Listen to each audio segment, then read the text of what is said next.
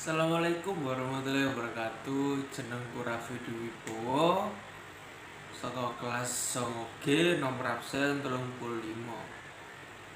Aku arep nggokake cerita tentang asal mulake Surabaya.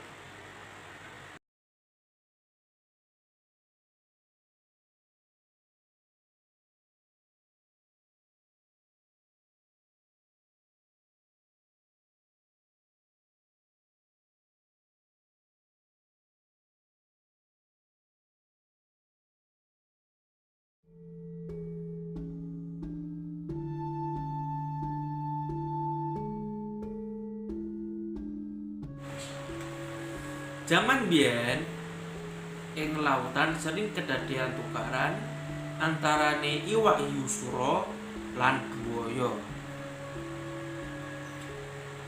Kabeh kuwi tukaran ngrebutake mangsa.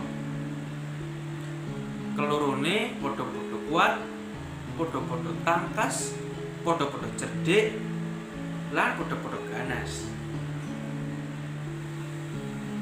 Wis ping bola-bali kuwi kabeh tukaran tapi durung ana sing pernah menang utawa kalah.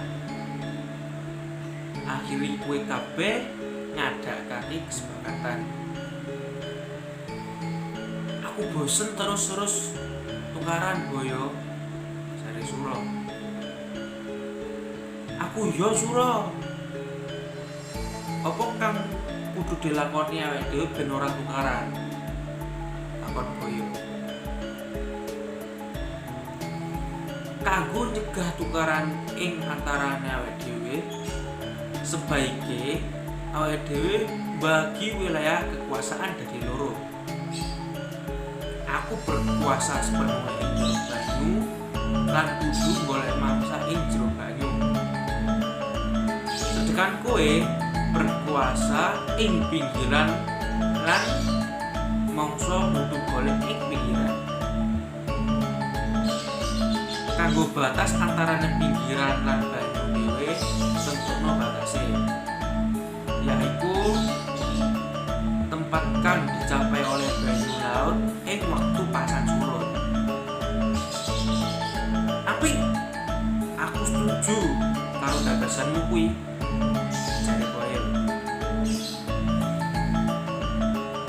Karo eneke pembagian wilayah kekuasaan, saiki ora ana tukaran maneh antara Sura lan Boyo. Kelorone wis sepakat kanggo ngormati wilayah dhewe-dhewe. Nanging wayah dina iwak yusura golek mangsa ing sungai. Hal kuwi dilakokake karo meneng-meneng ben Boyo ora ngerti. Mula-mula hal iki ora ketahuan. Nanging wayah dina Boyo ngerteni kelakuan iwak yusura iki.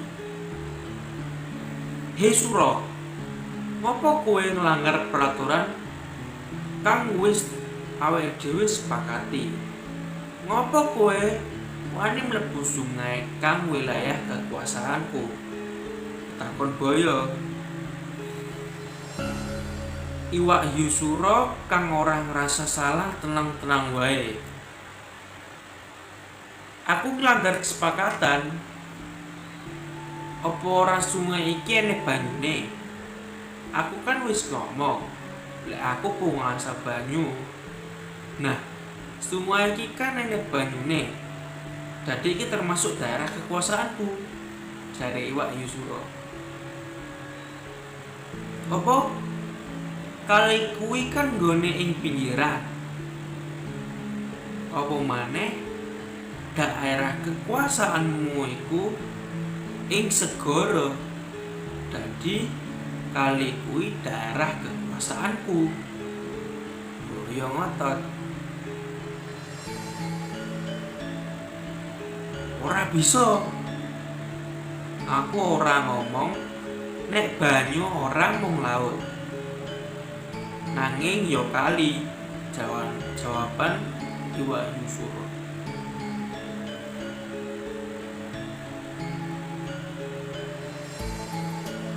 Kowe sengaja golek gara-gara karo aku, Sura. Ora. Tak pikir alasanku cukup kuat lan ing pihak kang bener, jare Sura. Kowe sengaja ngakali aku.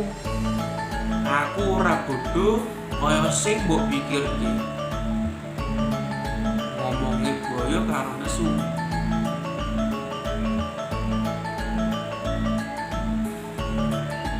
Aku gak gagas. Kowe bodoh utawa pinter. Sing penting banyu kali lan banyu segara iku kekuasaanku. Sura tetep gak gelem ngalah.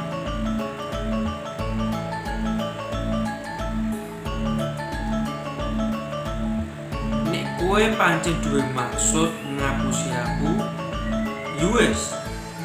Perjanjian awake dhewe batal. Sapa wae sing duwe kekuatan lan sing paling elok ya kowe sing bakal dadi penguasa tunggal. Ngomongi boy. Tukaran maneh. Sapa sing wedi?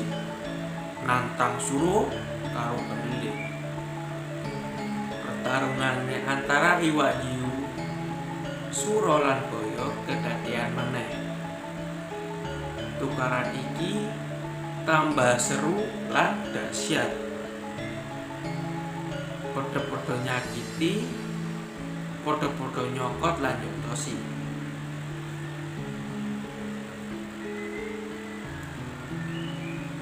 Ing wayah iku banyu ing sanding dadi abang amarga getih metu saka luka-luka keloro kewan kuwi. Dek kabeh terus tukaran, paten-patenan ora leren blas.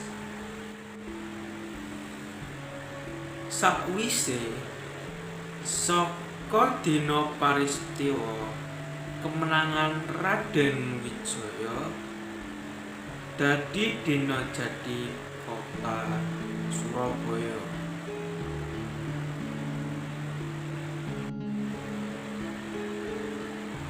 Ing pertarungan dahsyat kuwi buaya oleh cokotan saka iwak hiu Sura ing buntut.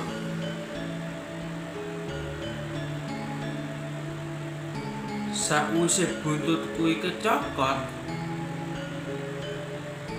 kepeksa buntute bengkok.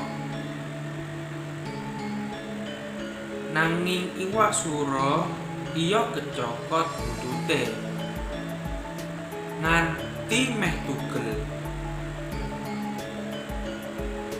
Terus iwak Sura kewalahan.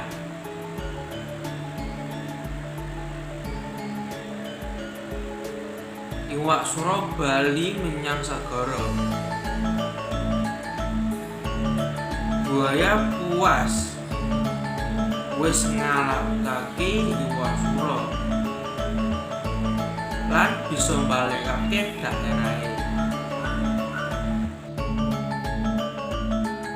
Ing jaman saiki pertarungan ngerebut kaki wilayah banyu lan pinggiran terus kedadean. Ing musim udan teka kadang banjir nguasai kota Surabaya. Lan ing musim ketiga kadang tempat-tempat kagenang banyu dadi daratan kering. Iku mau asal usul kebentuke kota